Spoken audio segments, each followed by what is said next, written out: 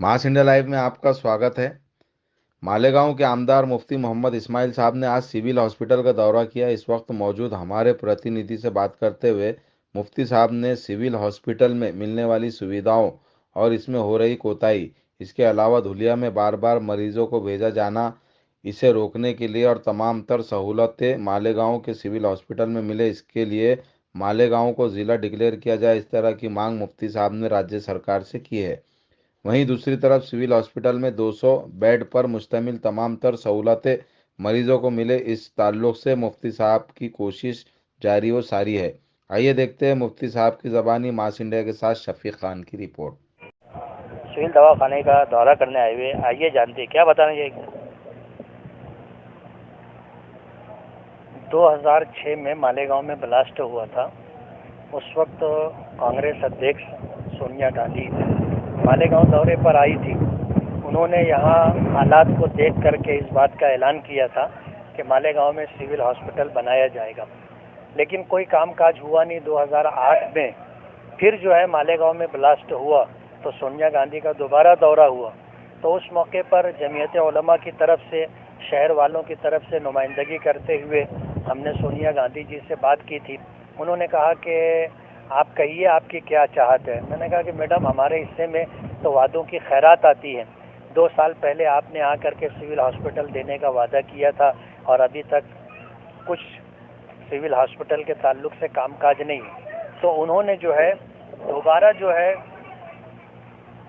उस वक्त के चीफ मिनिस्टर विलासराव देशमुख को कहा कि तुमने अगर ये काम कर दिया होता तो आज मुझे ये बात नहीं सुननी पड़ती। तो उन्होंने सिविल हॉस्पिटल देने का फैसला किया। हमारा ये शहर मजदूरों का, गरीबों का शहर है और 67% लोग जो है झोपड़पट्टियों में रहते हैं। इलाज और मुआवजा आज कितना महंगा हो गया है सबको पता है। इस बात को लेकर के हमने हमेशा इस बात को अव्वलियत दी है कि गरीबों को इलाज और मुआवजे के सिलसिले में सहूलत मिलनी चाहिए।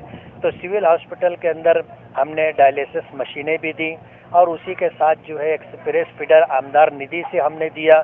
और इसी तरह जो है कोविड के लिए 50 लाख रुपया एक मरतबा और 1 करोड़ रुपया, ऐसे 1.5 करोड़ रुपया हमने सिविल हॉस्पिटल में गरीबों को सही तरीके से इलाज और मुआवजा मिले उसके लिए हमने दिया। आगे भी हमारा प्रोग्राम है। हमने पीछे डिमांड की थी, कोरोना काल के दरमियान में जो है तकरीबन 30 बेड आया था। हमने 100 बेड की डिमांड की थी। उस वक्त 30 बेड आया था और अभी 60 बेड और आया है। ये इमरजेंसी अपने जो है ऑटोमेटिक बेड है। मरीज अपनी सहूलत के एतबार से पलंग ऊंचा नीचा करना, सरहाना ऊंचा करना नीचा करना, ये सारी सुविधा उसमें मौजूद है। इसके साथ सारी मशीनें भी आने वाली हैं। तो इस सिलसिले के अंदर जो है हमने यहाँ आने के बाद इन सारी चीज़ों का मुआयना किया। दौरे के दरमियान हमने देखा और अब इस सिलसिले के अंदर हॉस्पिटल के अंदर जो रोड की तामीर है और हॉस्पिटल तक आने के लिए जो रोड हैं, आमदार निधि से हमने ये प्रोग्राम बनाया है कि वो किया जाए। ये सर, आपसे एक सवाल है कि आप सिविल दवाखाना बता रहे हैं, मगर ये सिविल कहीं से कहीं तक दिखता नहीं है। अक्सर यहाँ से पेशेंट, मालेगांव से पेशेंट धुलिया लिया जाते हैं, तो ये सिलसिला कब खलास होगा? मालेगांव के इस हॉस्पिटल को सिविल हॉस्पिटल का दर्जा मिलना चाहिए, हमारी ये डिमांड हमेशा से रही है। कुछ लोग ऐसा कहते हैं जब तक मालेगांव ज़िला डिक्लेयर नहीं होगा सिविल हॉस्पिटल की तमाम तर सहूलतें, सुविधाएं यहाँ पर मुहैया नहीं होंगी। तो हमने सरकार से मालेगांव को ज़िला बनाने की भी डिमांड की है और ये हॉस्पिटल तमाम तर सहूलियात के साथ मालेगांव की आवाम की खिदमत करें, इस सिलसिले में हमारी कोशिशें जारी हैं।